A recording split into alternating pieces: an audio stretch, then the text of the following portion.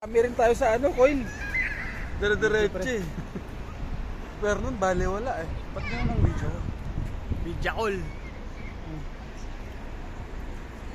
Uy, nakatingin sa akin oh.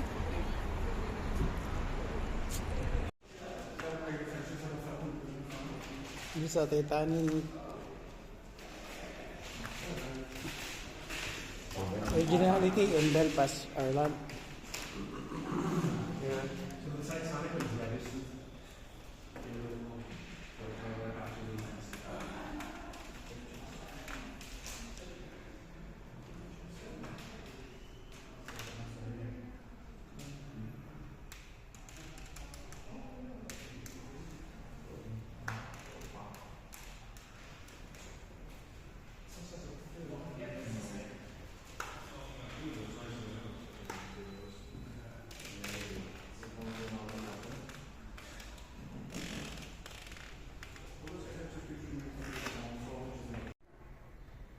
Puta, video pala ito, pre.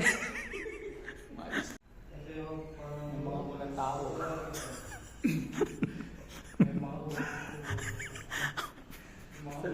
Yan. Sila yung mga onghang na onghang. Mga Homo sapien. Sila yung mga ano, mga Homo erectus.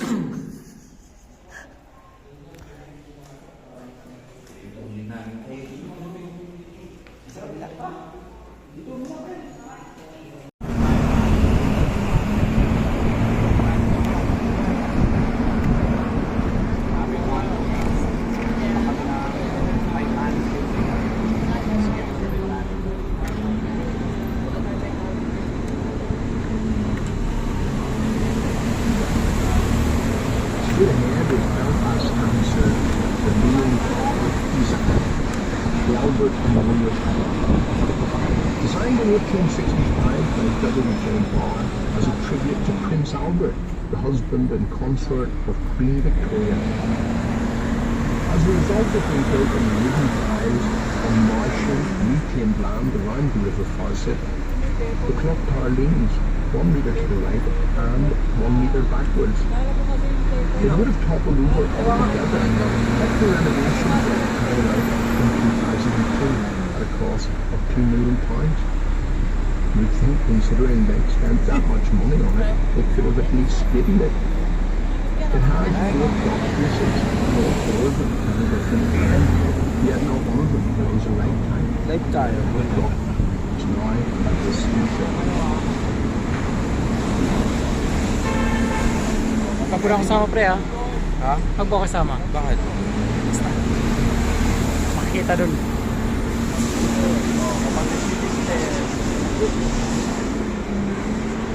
Sure ka? Oo, kasama na.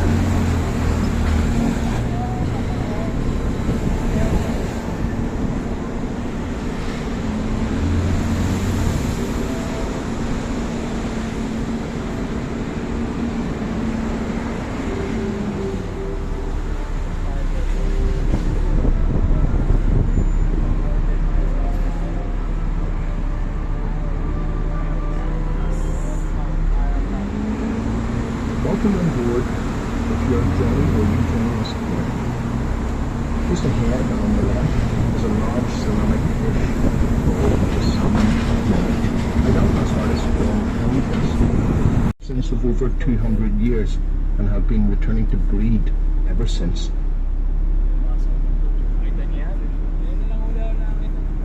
Bus tour.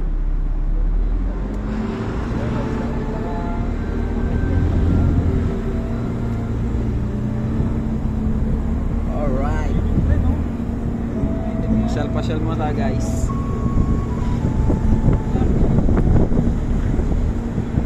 Directly from County Antrim into County Down by way of the Queen's Bridge. The Titanic boat tour operates from here, and the city sites of the ticket can be upgraded to include a tour of the Titanic Quarter.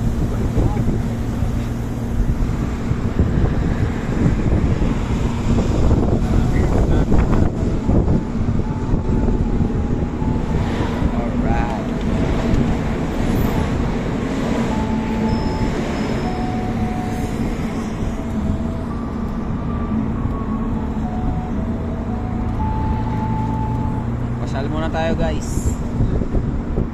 Bus tour.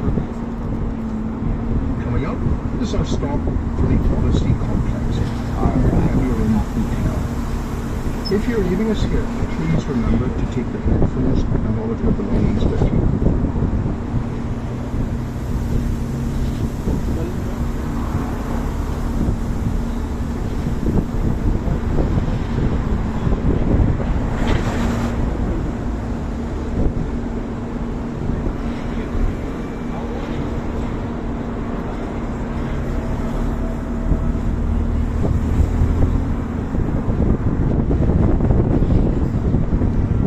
Shout out, boys. Alright. We're supposed to be able to see things, aren't you?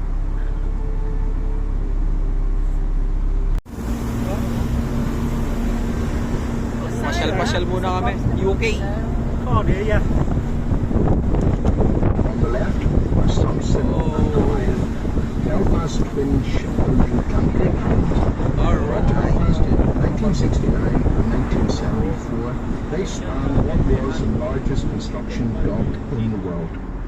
It is here Harland Wolff built a ship nearly 4 times bigger than Titanic. And yet how many people remember that ship's name? Magta-Titanic kami Everyone guys. knows the name Titanic now. Punta kami ng But even Titanic. that wasn't always the case. The interest in Titanic does seem to be directly linked to the films made about her. With the 1958 film A Night to Remember certainly attracting public interest again. Then movies like the James Cameron film Salamat, Titanic, bro. starring Christopher Leonardo Sampson. DiCaprio and Kate Ingat Winslet, din, bro. brought the Titanic story to a much younger audience. But no matter how the Titanic phenomena came about, it certainly played Robin a Hood. big part in the rejuvenation of Dito sa ano, It's another Ireland, reason for people UK. wanting to visit Belfast.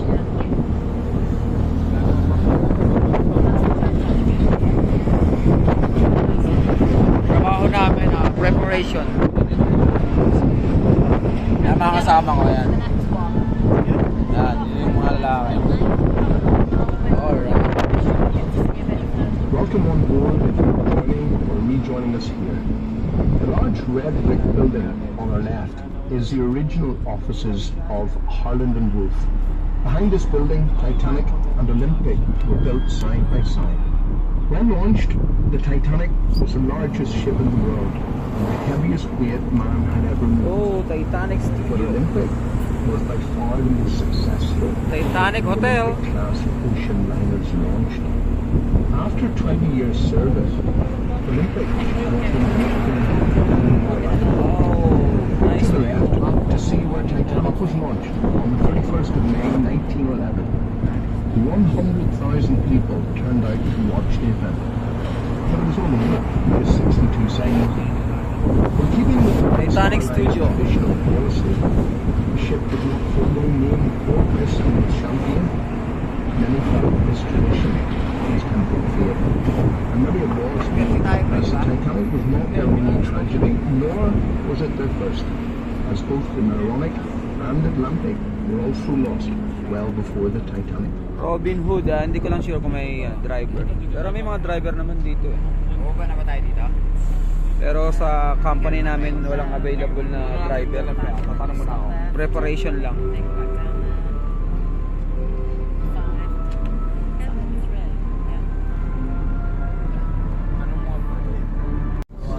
Bahay nila. Oh. Bahay nila.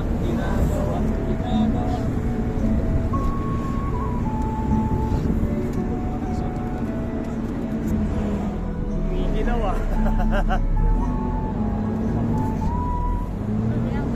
Hello.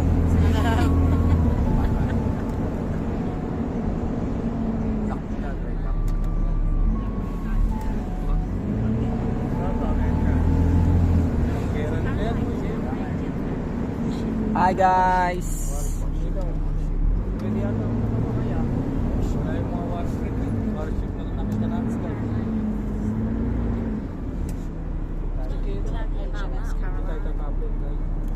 Okay, ikot na kami. Marami sila dito.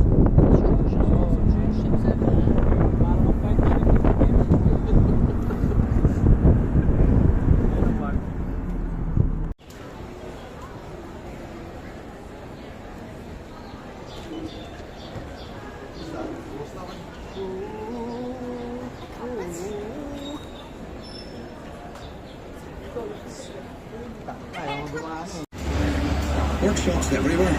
It took weeks to find your way around. There'd be workshops of every trade you ever heard of. Painters, sailmakers, coppersmiths, boiler makers, cabinet makers. I even learned a bit about French polishing off them. Harlagos was a fine place to work, but dangerous.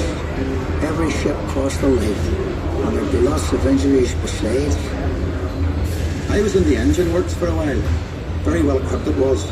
That's how we built the triple paano expansion ginawa engines. noon yung Two of them, Titanic. each as high as a 3-story house. Yan yung mga gamit. I worked in the frame Yung ginawa bending yung Titanic. ship. You'd heat steel beams in the furnace, then heat them onto slabs of cast iron, and hammer them curved. It was skilled work.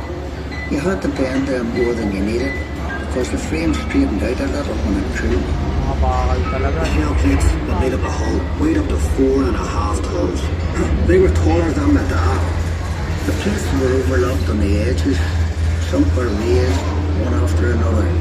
We called it clincher. One of the foremen told me years ago, that's how you built these ships. I worked as a heater boy. You had to heat the rivets on a wee plate. You pump the bellows till the rivet was white hot. Then you get a hold of it with your tongs and throw it up to the catcher. And he put it in the hole in the plate with a holder up. There were two of us on the other side of the plate with a holder up. We had to hammer the rivet so it filled the hole before it turned dull red. The double bottom. That's a wee space we called the tanks, made up of steel plates. The rest of the rivet squad all had to fit into that gap. Mainit talaga. One of the foremen would check each rivet with a special hammer. If it made a ringing sound, we'd have to go back and chase it out afterward. I get scared working down in that double bottom. You only had candles for light, and the constant hammering against the shell plates. You could hear it all over Belfast. Some of those boys ended up stone deaf, so they did. We were paid 31 bob a week. The heater boy in Catchword at 16 bob, but we all worked the same 54 hours. The upper deck was steel too, and part of the strength of the ship. There's no straight lines in the ship, and when you look down the lower deck, you can see the shear of the hull, the stop curve flexion at sea. The stern frame had to be strong enough to take the rudder and turning in heavy seas. You'd have all these timbers and guy wires to steady the frame, and men scurrying around like ants underneath. When we came to launch day, I was torn between pride and fear. The standing ways were coated in tallow, train oil and soft soap, so the ship would slide when they shifted her weight off the blocks. That was the most dangerous part. The shipwrights were knocking away the last props. They were under compression, you see, and the sliding ways would be released by the hydraulic trigger. 100,000 people watched the launch. Some paid a bob to sit in the reserved seating. There were extra trams laid on. Then we all went off to the pub to wish her well. Look, you were proud to be an island on that day. And Titanic was the pride of Belfast.